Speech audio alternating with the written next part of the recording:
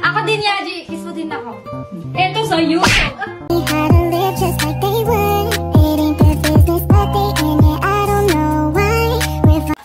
There's no more bulldog na. Mag-buy na tayo sa 7-Eleven. So, pangatlong 7-Eleven na to, guys. Pero wala talaga silang bulldog. Bakit wala? Guys, pinuntahan na namin lahat ng 7-Eleven dito kasi wala talaga silang bulldog na pink.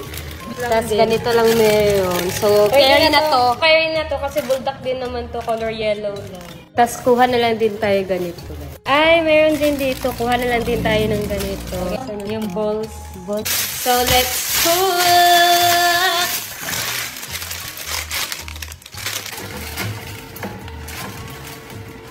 So, ayan na yung fish cake and nagluto din kami ng smalling. Ayan. Abangan nyo na lang yung part 2, guys, na maluluto na namin yung bulldog ni Sophia. Kasi nga pala, guys, may isi-share ako sa inyo.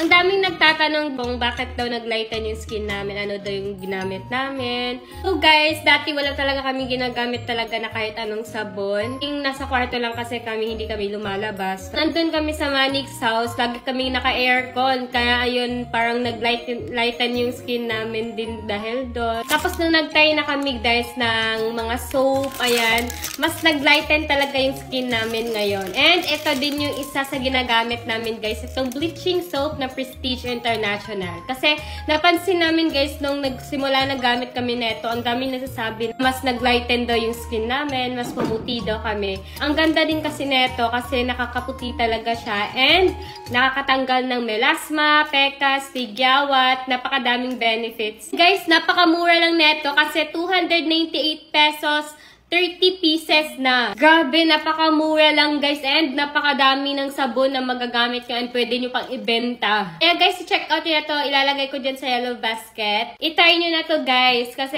ito lang naman yung masasuggest ko sa inyo. Kasi ito din yung isa sa ginagamit namin. So, ayan. Check out nyo na. So, abangan nyo na lang yung part 2 na nagluto kami ng bulldog. Ako din, Yaji. Kiss mo din ako. Eto sa'yo. Tell me how